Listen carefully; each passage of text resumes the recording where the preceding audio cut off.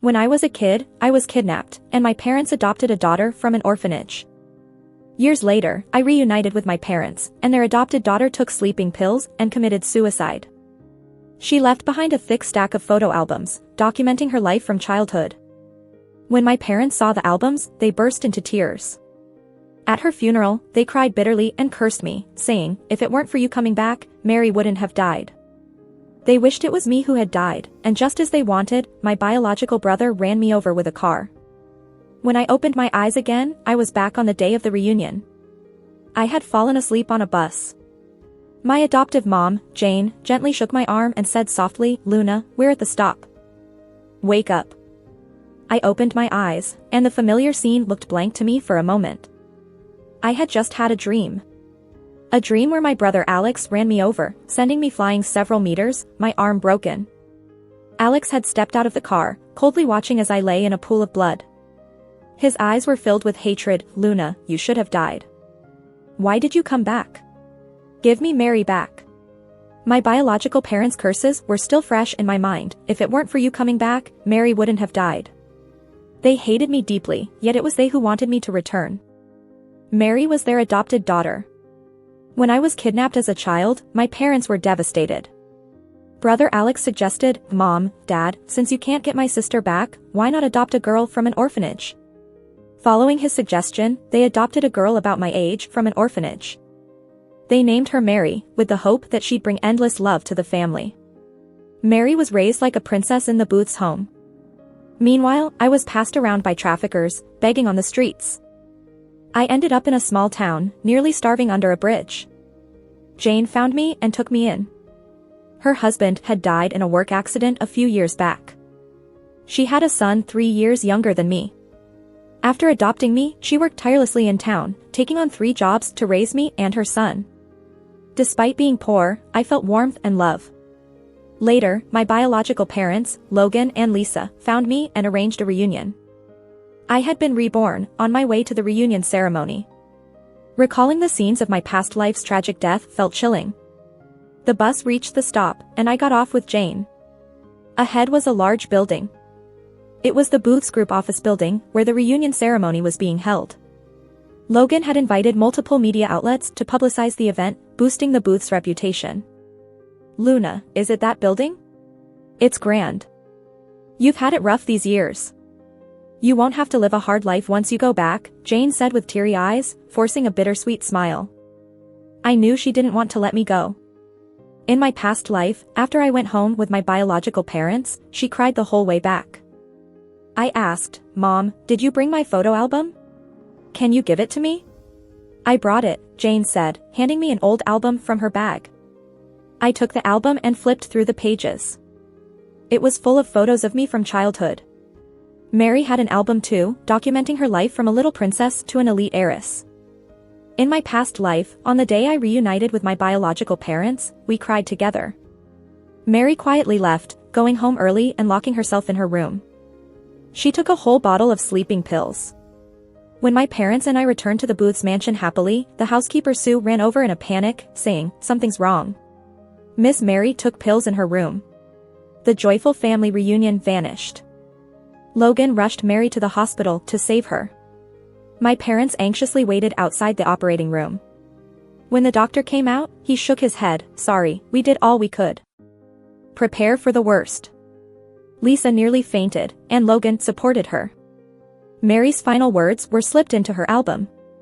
"Mom, Dad, brother, thank you for letting me feel endless love. Now, I'll return it all to Luna. Goodbye. If there's a next life, I hope to be your biological daughter." As my parents looked through Mary's album, they burst into tears. She was their precious gem. They wondered, what grievance did she endure to silently take her life? Alex hurried back from abroad.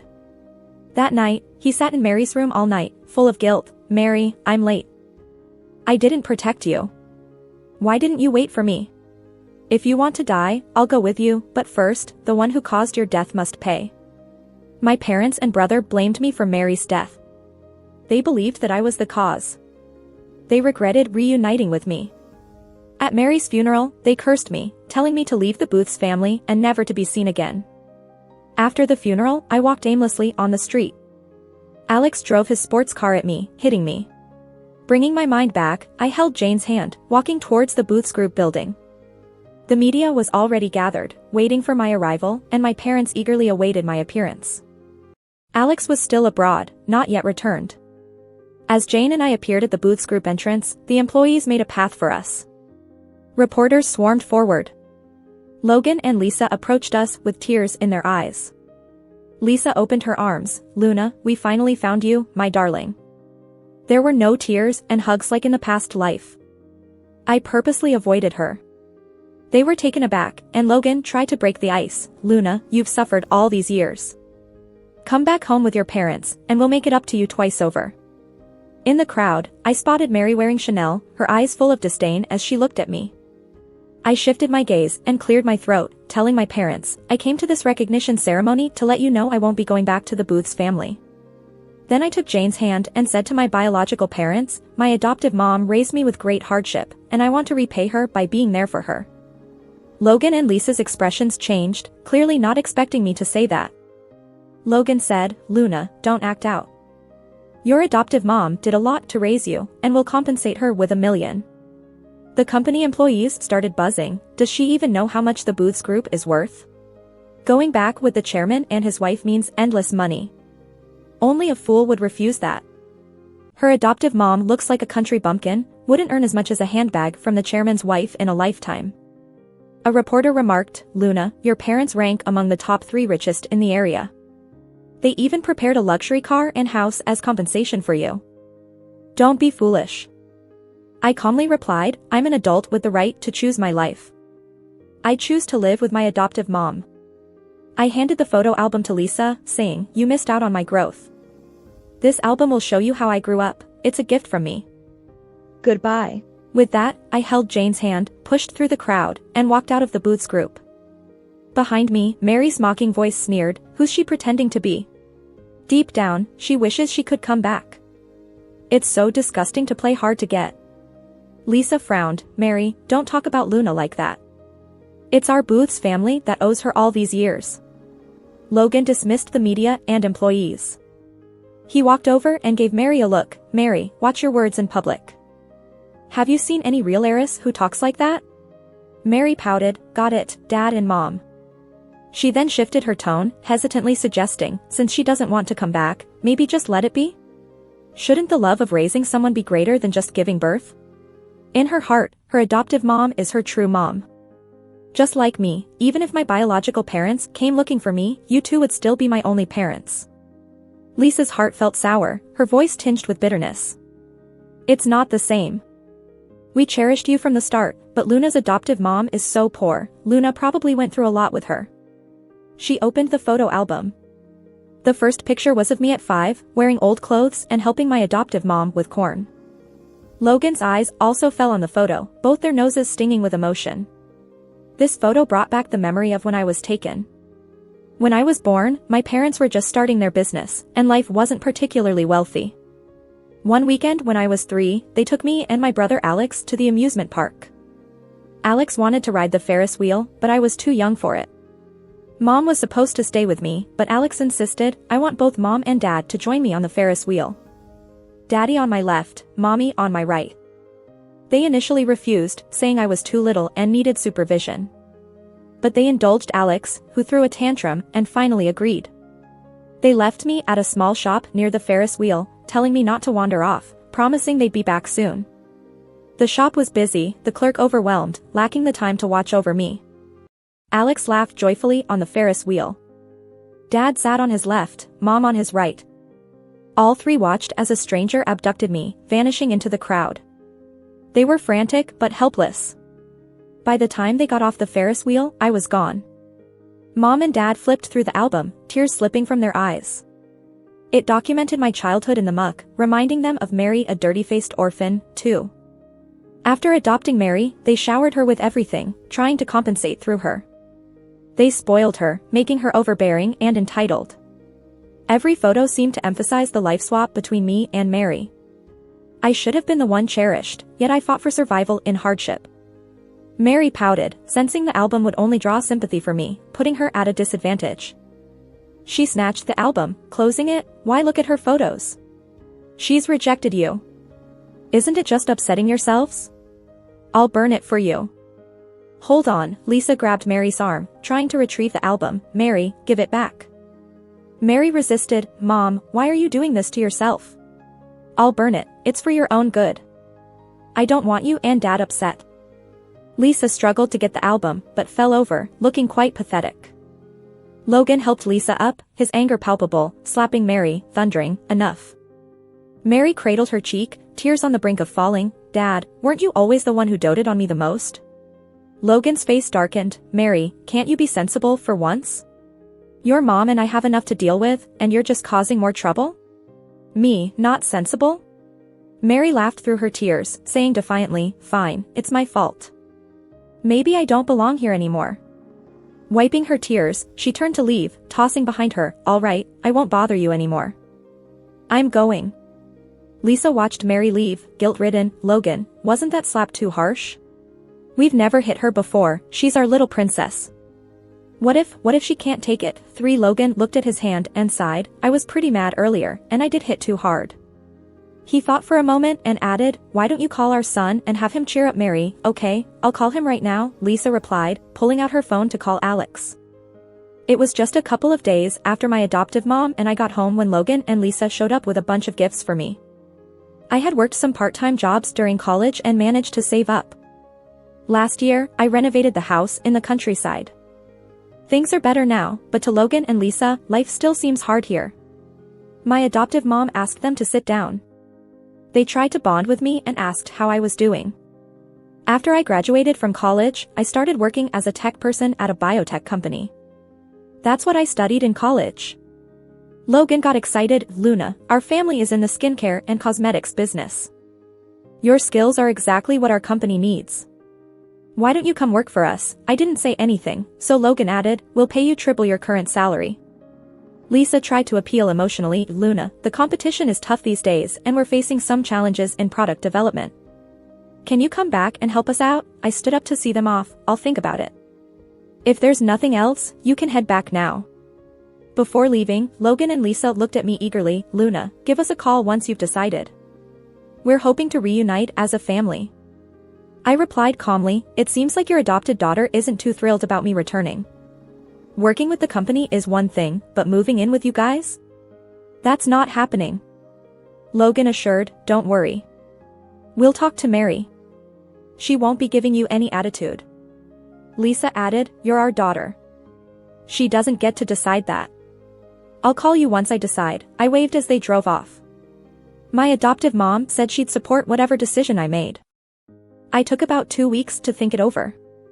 During that time, Logan and Lisa called a few times to check in. I heard Alex came back from abroad. Last time, after Mary got slapped, she went out clubbing and got really drunk. Alex carried her back home as soon as he got off the plane. She cried on his shoulder all night, which really broke his heart. The next day, after she sobered up, Alex took her out on a shopping spree, dropping a few $100,000 just to make her happy again.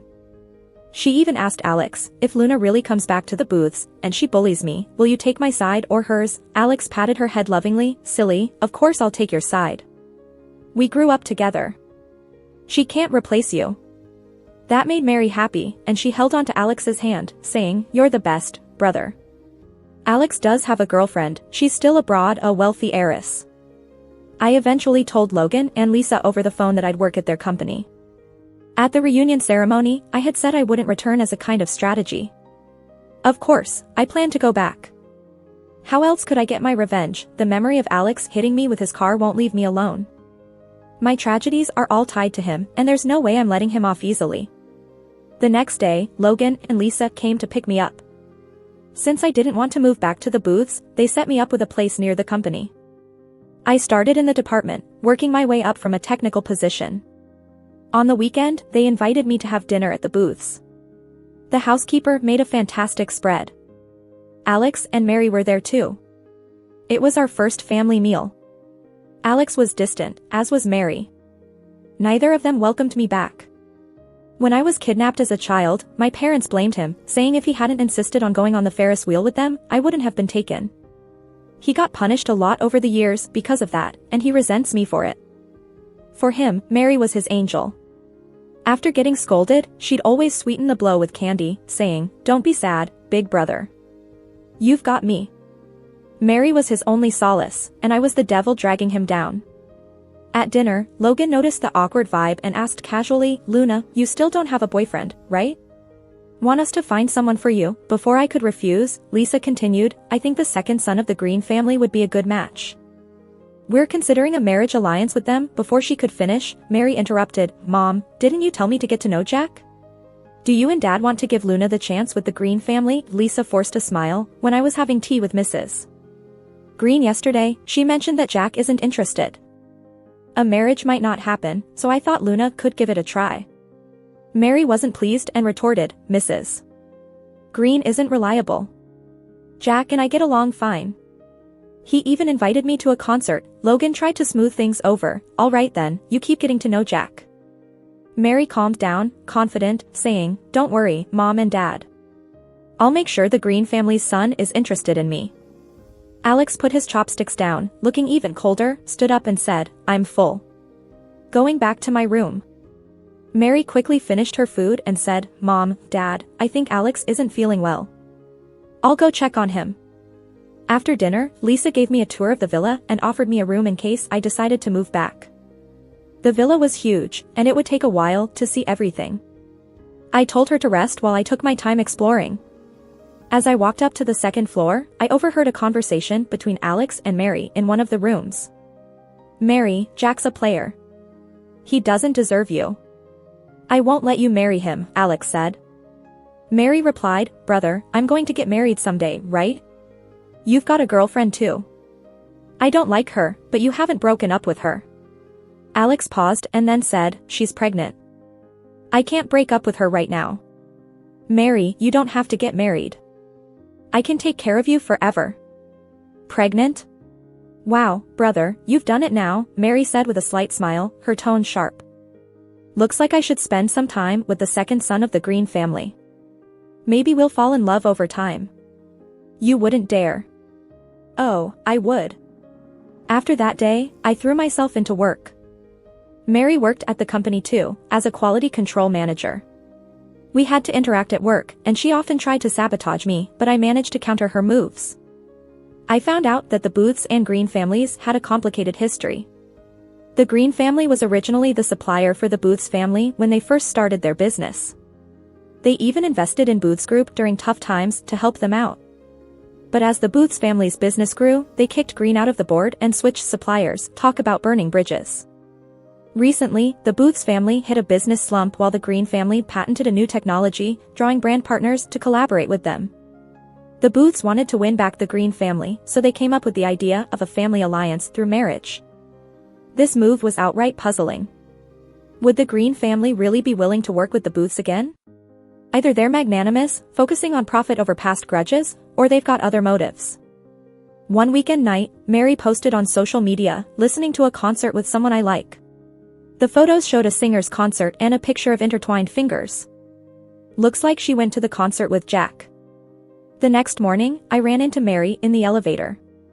She flipped a wave of hair back to reveal a hickey on her neck and glanced at me, saying defiantly, "The second son of the Green family is mine, don't even think about taking the marriage opportunity from me." Seems like she not only went to the concert with Jack but also spent the night together. I replied calmly, "Congrats in advance, future Mrs. Green." She taunted, "Don't pretend to be magnanimous. You're probably jealous of me already, aren't you? You're back at the company, but don't think you can outshine me in our parents' and brother's eyes. An ugly duckling remains an ugly duckling, don't dream of turning into a swan." Mary wore a long white dress today, with diamond earrings that made her look like a sophisticated swan. I was in a black business suit, sharp and crisp. I saw our reflections in the elevator mirror, one black and one white. I didn't think I was any less than her. As the elevator reached the ground floor and the door opened, Jack walked in, dressed in a black tailored suit. Our department invited Green Group's second son to discuss a new product development. He brought the latest raw materials to explain them to us for potential collaboration. Jack stepped into the elevator, and his gaze fixed on me. Mary, feeling jealous, tugged his hand. "Jack, let's have lunch together." We're at work, keep it professional, Jack said, avoiding Mary, his tone a bit cold. We'll see. Mary looked annoyed. She could see Jack frequently glancing at me in the elevator mirror. I greeted him politely. Good morning, Mr. President. Jack extended his hand. Hi, I know your name is Luna. Seeing us shake hands, Mary was instantly furious. She just called me an ugly duckling, but now she was the one being ignored. She thought I wanted to take Jack from her. But she was wrong. I only had work on my mind. Jack was just a supplier I'd deal with professionally. After the morning meeting, I headed to a nearby mall restaurant for lunch, only to bump into Jack. He pointed to the seat beside me and asked, Luna, mind if I join you? The restaurant was packed at lunchtime, and I looked around to see no empty tables. Thinking of the ongoing work relationship, I nodded, sure. Jack sat next to me and started to order from the menu. When the food came, he took off his black suit, revealing a white shirt underneath. Midway through our meal, Mary showed up, furious and unconcerned that others were around. Luna, have some self-respect, will you? Can't wait to take my man? Jack frowned. Mary, don't make a scene. We're just sharing a table. Ha! Mary chuckled coldly. Sharing a table today, sharing a bed tomorrow. I responded icily, Mary, maybe you should get your facts straight before you speak. I'll put you in your place so you know who Jack's real girlfriend is, Mary said, picking up her cup of tea, aiming it at my face. I, of course, wasn't going to take that sitting down. I quickly shifted to the side, avoiding the tea. Meanwhile, Jack reached out to block me, and Mary ended up spilling the entire cup over Jack's arm. His white shirt was soaked with tea stains. Jack's expression grew darker, and he said, Mary, don't call yourself my girlfriend. We're just friends, nothing more. Mary shot back, friends who've slept together? This is absurd, Jack said, getting up to handle the tea stains on his shirt in the bathroom. Some tea had splashed onto me too. I got up and shook off the tea from my clothes, picked up my coffee, and poured it over Mary's white dress. Mary, I won't put up with you. Don't mess with me again. I dropped those words and went to the counter to pay before heading out. Mary stood behind me, looking like a clown, gnashing her teeth. That evening, after everyone in my department had left, I was still working overtime. Mary came into my office with Alex. She complained to him, Bro, Luna poured hot coffee all over me at lunch, ruining my custom white dress. She's just getting out of hand. Alex walked up to me, looking fierce. Luna, apologized to Mary. I frowned. She poured on me first. She should be the one apologizing. You were flirting with her boyfriend, she was right to teach you a lesson. But throwing coffee back? That was not okay, Alex ordered coldly, apologize, and don't make me ask a third time. Even if you ask 100 times, I won't apologize, I replied and picked up my phone, sending a voice message to Logan, Dad, come to my office. Seeing this, Alex grabbed my phone and tossed it into the trash can. He harped, I just saw Dad leave the company. You think you can use him against me? No way. I stayed calm. I said I'm not apologizing. What are you going to do, bully me? Alex gave Mary a look. Mary, go make a cup of hot coffee. Do to her what she did to you. Your brother's got your back. Thanks, bro, Mary said as she turned to the break room to make coffee. Alex sat in my chair, watching me with cold contempt. You shouldn't have come back. You're nothing but trouble. I shot back, it was your fault I got taken by traffickers. Don't you feel any guilt? Why should I feel guilty? Mom and Dad have yelled at me for this for years, he said, seething. I wished you died out there and never came back. Shame your luck was too good. While other kids taken by traffickers suffer, you ended up just fine. His hatred grew with every word. Whenever I saw kids begging on the streets missing limbs, I wished one was you. I shook with anger. Alex, you're disgusting. Alex snorted, you chose to come back, so don't blame me for showing no mercy. I'll show you what hell really is. I looked at his demonic face, slowly calming down internally.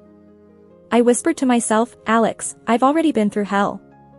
This time, you can have a turn. While we talked, Mary made the coffee and came over, ready to throw it at me. Just then, Logan's angry voice boomed from outside. Stop, Mary got startled, spilled the coffee, and dropped the cup. The steaming coffee scalded her, making her stumble and fall. Her hand landed on sharp fragments, slicing it open. Alex rushed to help her, only to be pulled back by Logan. "You ungrateful son. Is this how you treat your sister?" Logan scolded and slapped Alex hard, making him stagger back and step on Mary's hand. They ended up in a heap, utterly embarrassed. Blood dripped from Mary's hand, and she winced in pain. Alex helped Mary up, furious. "Dad, why hit me without hearing anything? We just came to invite Luna to dinner, what a lie." I pointed to my phone in the trash and asked, "Does inviting me to dinner mean breaking my phone? Does it mean making hot coffee to throw on me?" I pulled out my spare phone and showed Logan the recording I had made. "Dad, listen to what Alex said earlier." Alex's face turned pale. "You recorded it?" I smirked. Typical of Mary to act out, holding back all afternoon had been a surprise. I suspected she'd bring Alex to confront me, so I worked late to wait for them. When they entered, I had hit record. Logan listened to Alex's arrogant words. His anger grew with each sentence, and by the end, he was almost trembling. Who could be so hateful as to say, "I've seen kids missing limbs begging on the streets, I hoped one was you." Logan finished listening, pointed at Alex. "I've raised a son who despises his sister this much. I can't have such a vile child." He handed me my phone back, called the company's CFO, and gave an order, "Freeze all of Alex's accounts." "Dad," Alex tried to plead. Logan cut him off, "No discussion. When you realize your mistakes and sincerely apologize to Luna, I'll consider lifting the freeze." Alex glanced at me with an icy glare that chilled me. I vividly recalled the time he hit me with a car in my past life. I'm sure he's capable of anything when angry. But having died once, I'm not afraid anymore. This time, I'll get him before he gets me. With Alex's accounts frozen, he quieted down for a bit. Mary busied herself chasing after Jack. I dove into work, often staying late. If I'm getting paid triple, I'll put in the effort. Logan and Lisa discussed giving me 10% of the company's shares as compensation for the years I suffered. I took time to review the company's financial reports. Booth's Group's revenue looked high, but they hadn't turned a profit in 3 years. They were just scraping by. If this keeps up, it won't be long before it all falls apart. Owning shares is useless. I suggested, if you really want to make it up to me, then convert the shares into cash. After some discussion, Logan and Lisa agreed to my suggestion. They converted 10% of the company's shares into cash and transferred it to my account. I instantly became quite wealthy. That day, I worked overtime until 11 p.m. As I was leaving, the elevator stopped on the 6th floor. The 6th floor is where Logan's office is. He's getting older and can't handle late nights. Even if he works overtime, it's never past 8 p.m. By now, it was already 11 p.m. so logically, his office should be empty. Out of curiosity, I pressed the button to head to the 6th floor. The door to Logan's office was slightly open, and the lights were on. I quietly stepped over, just about to push the door open. Suddenly, the lights went off, and someone pulled the door open from the inside. Mary saw me and was startled, hiding the document she was holding behind her. I asked, "You don't usually work late. What are you doing in Dad's office so late?" She quickly regained her composure. "Dad asked me to get a document." "Is there a problem? It's this late. Dad should be asleep by now, right?" I eyed the document she was hiding. "What document do you have there?" "Let me see." "None of your business," Mary retorted as she attempted to fold the document and stuff it into her bag. Before she could fold it, I got a quick glance. It was a formula sheet. All public formula sheets have backups in the department. The one from Logan's office could be dangerous for Mary to possess alone. "Are you planning to give this formula to someone?" "Jack, maybe?" I said, reaching for the document. Mary pushed me away. "Get lost. I suggest you mind your own business." She quickly stepped into the elevator, and before I could catch up, she closed the elevator doors. Watching Mary leave, I thought, the Booth's family has a problem. If I'm not mistaken, Jack is urging Mary to steal the formula. Mary, to win Jack back, is taking this risky step. To her, Jack is a big deal. After all, the Booth's family isn't her blood relatives, so she's trying to prepare a backup plan for herself. I took out my phone to call Logan. All I got was a busy tone. "The number you are trying to reach is busy." Please try again later, Logan should be asleep at this hour. Who could be calling him? It must be Mary. She planned to play the victim card first. I decided to go to the security office to get the surveillance footage first. Arriving, I saw Mary exiting the room. She was on the phone and, upon seeing me, she flashed a knowing smile.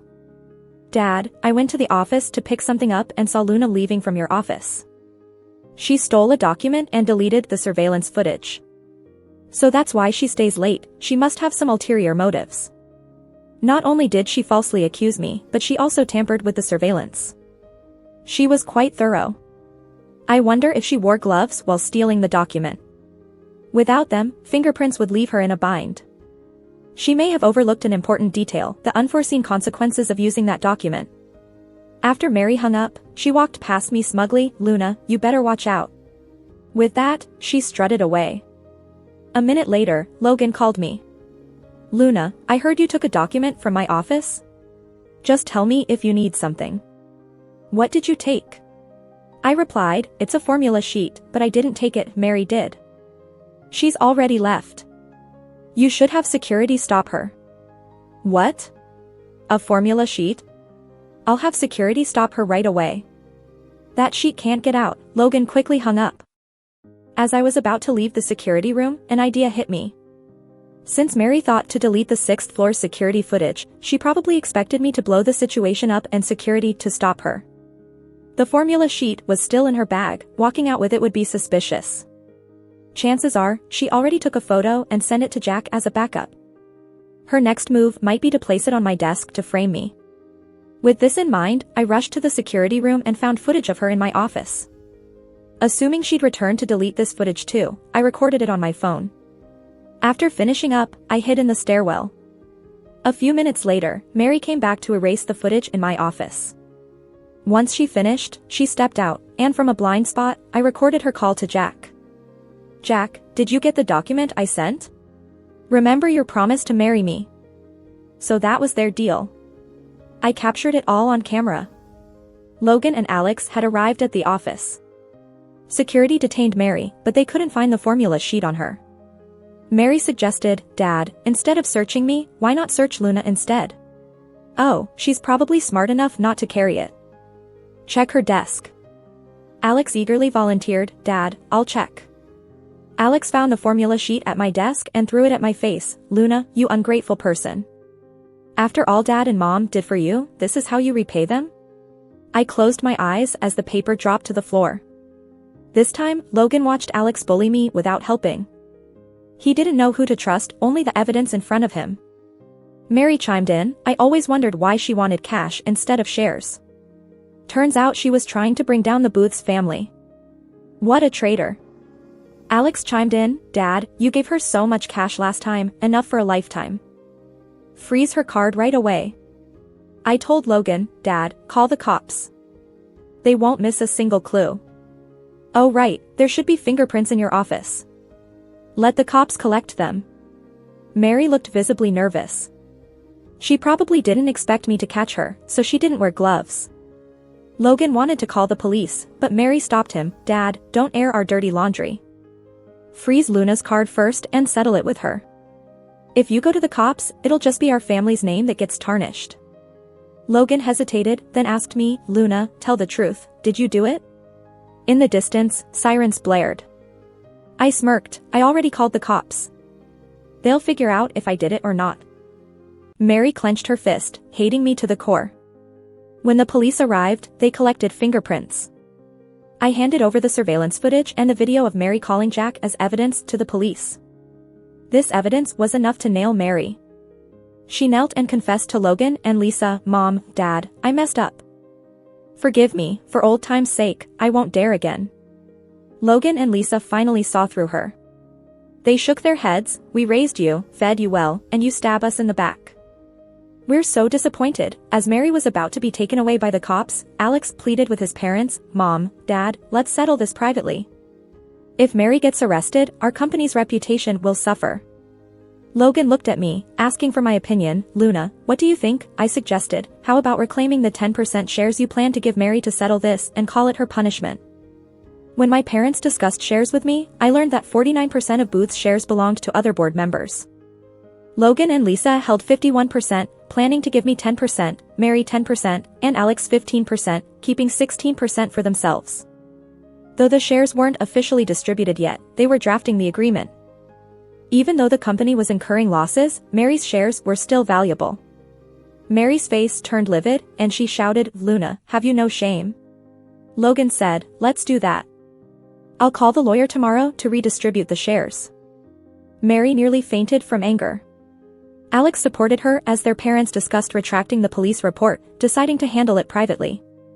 Alex looked at me coldly. "Luna, are you officially declaring war?" I sneered. "Hasn't the war already begun?" Fine. "You'll see," Alex said through gritted teeth. The next day, Booth's Group's formula was leaked, causing a huge stir. For years, Booth's claimed their flagship products were all natural, free of alcohol and fluorescents. The leak destroyed Booth's reputation, leading to fines for false advertising. Logan realized Green Group's marriage proposal was a ploy to take down Booth's. Relations between Booth's and the Greens were irreparably severed. The scandal hit Booth's hard. Furious, Logan kicked Mary out. She was removed from the Booth's family register, losing her wealth overnight. And then, Mary found out she was pregnant.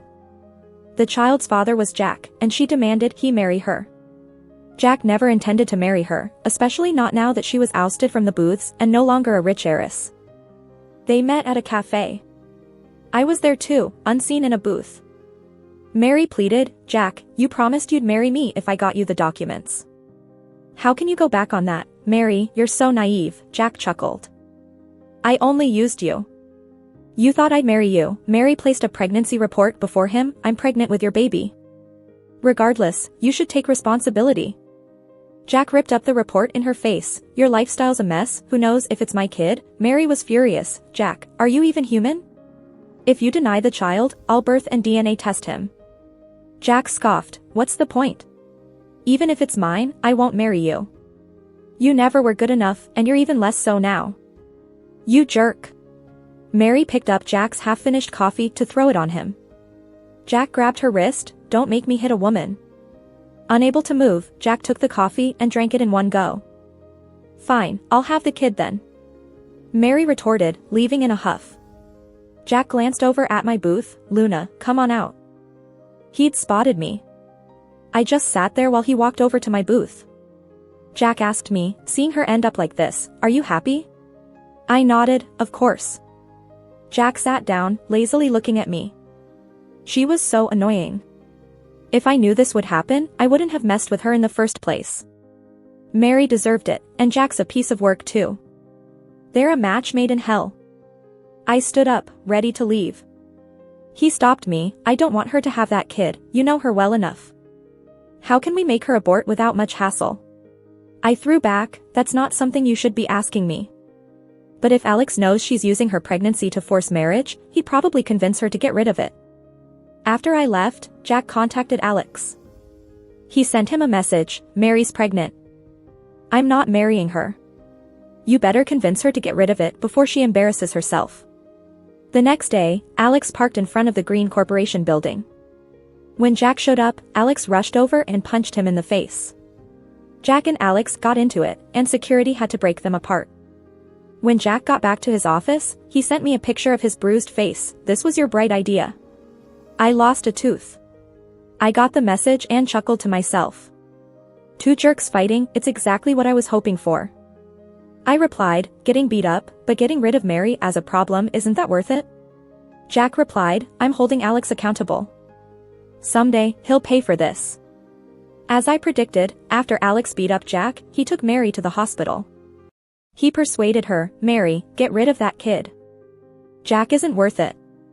At first, Mary refused. Bitterly, she said, "But this kid is my only bargaining chip. Now I've been kicked out by my parents. What will I do if I don't marry Jack?"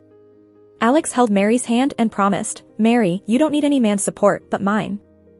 I can take care of you forever." Holding on to Alex like a lifeline, Mary nodded, "Okay, I trust you. I'll depend on you, don't let me down."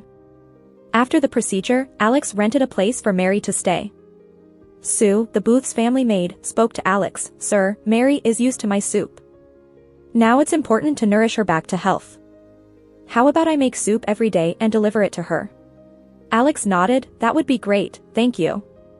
Alex's girlfriend, Lily, returned. She's expecting, and they're talking about marriage. When Mary found out, she pressured Alex. "Weren't you going to take care of me forever? If you marry Lily, how can you?" Alex said, "I'll handle your living needs, but I can't avoid marriage forever. My name isn't on the Booth's family register anymore. Why can't we?"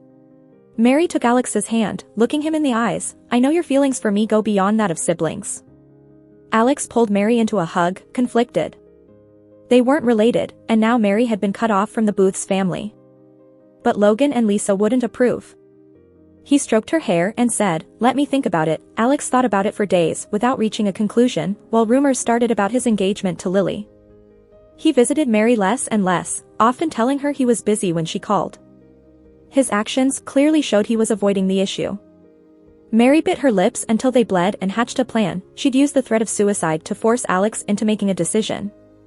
She ordered fake sleeping pills online. When Sue delivered her soup, she also brought in Mary's package and unwrapped it for her. Seeing the pills, Sue asked cautiously, "Miss, are you having trouble sleeping? Sleeping pills shouldn't be taken carelessly."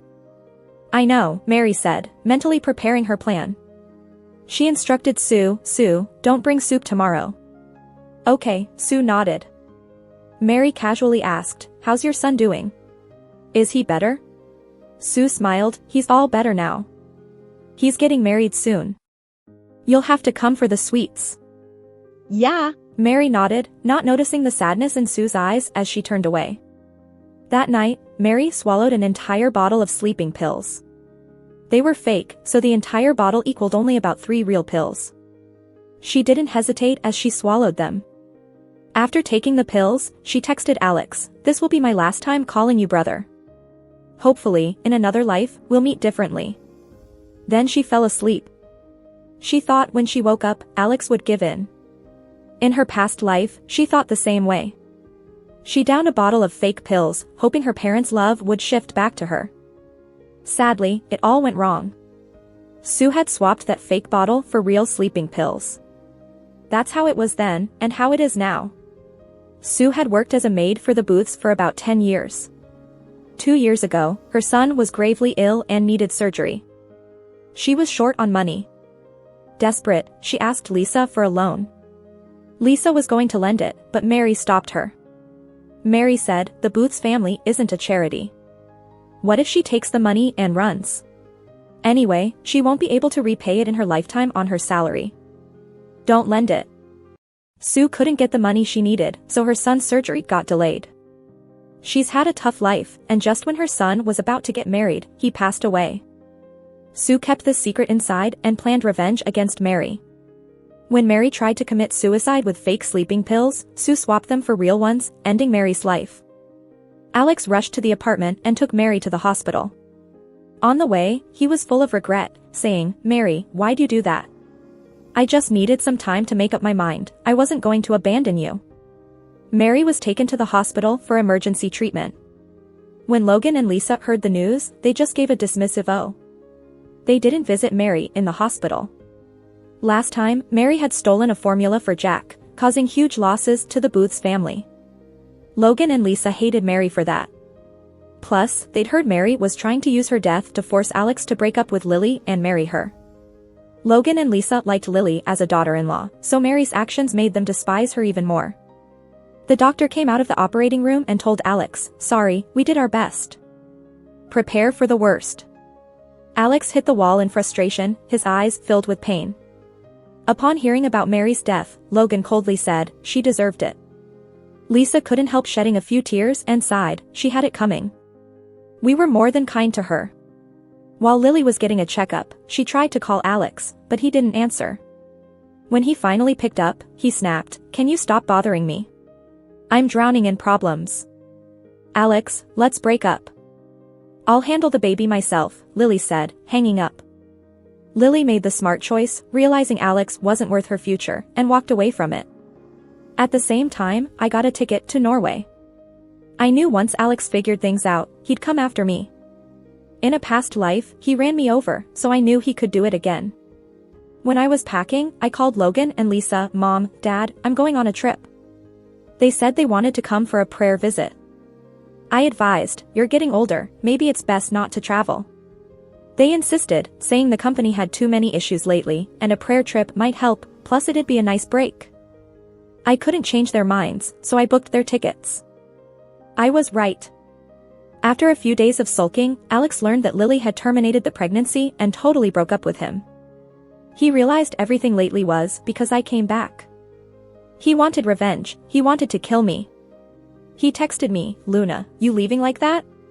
Aren't you scared I'll go after your foster family and brother? I replied, I already moved them. If you're tough enough, come for me in front of my parents. Yep, as soon as I decided to confront Alex, I moved my foster mom. My brother is in college, and it was holiday time, so I asked him to travel abroad to relax. I had to make sure Alex couldn't get to my weak spots. It'd take a while for him to find them, so he'd come straight for me. Instead of being surrounded by danger, I'd rather draw him out. He booked a ticket to find me. I called Jack, are you healed up? Surprised, Jack replied, yeah. Why the sudden concern? Half joking, I said, didn't you say you'd settle the score with Alex? Now's a good time. Jack got the hint, give me his schedule. I'll send it soon, I said with a smile and hung up. Logan and Lisa had bad altitude sickness and stayed at the hotel to get oxygen. I went up the snowy mountain, with Alex tailing me. Up there, without surveillance, it was easy to kill someone. Alex emerged with a twisted grin, Luna, you shouldn't have come back. Pay for Mary's life. I coldly responded, if she meant that much, why not join her in hell? Still talking tough before you die. Alex raised a climbing stick, swinging it at me. Two strong men rushed in, holding him down. In disbelief, Alex looked at me, Luna, did you hire hitmen? How dare you? Whether I dare or not isn't the point. I just don't want to get my hands dirty, I said, glancing at the cliff, Jack's willing to, and that's enough. No sooner had I said that, than the two men lifted Alex and tossed him off the mountain. Luna, you'll pay for this. Alex's screams faded away. I dropped 10 bundles of cash on the men, telling them, don't worry, I wanted him dead. I won't rat on you. This was life insurance money, ensuring they wouldn't silence me. Seeing that I was reasonable, they took the money and left. Jack called me, Luna, I admire your guts. Why not marry me? I chuckled silently. Do you think you deserve that? Jack pressed, why won't you answer? I can give you anything you want. We're not suited for each other. I can get what I want on my own, I replied, ending the call. After coming down the mountain, Alex disappeared, and a week later, his body was found. Logan and Lisa, already struggling with altitude, fainted upon hearing of Alex's death and were hospitalized. I, acting as family, went to claim his body. Seeing his frozen remains, I finally felt at ease. When asked how to handle his remains, I calmly said, in Rome, do as the Romans do. Go with a sky burial. Alex's body was cut into pieces as I watched. Snowflakes fell, covering everything. Vultures flew in to feast. I clasped my hands together and made a solemn bow to the sky. Alex, rest in peace. After Alex passed, Logan and Lisa fell seriously ill. They stayed in a local hospital for a month, so I arranged for a private flight to get them transferred back for treatment. With both Mary and Alex gone, I'll be their only support now, the sole heir of the Booth family. I never forgave them, and now they don't have long left, there's nothing I need to do anymore. I took over the Booth Group, and my skills were finally put to good use. I developed several patented technologies for the company's new products, and once they hit the market, they generated massive sales. In just 3 years, I turned the company from loss to profit.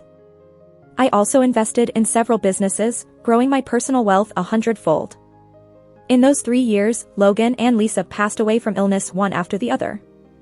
I brought my adoptive mother to live in my newly purchased villa, repaying her for raising me.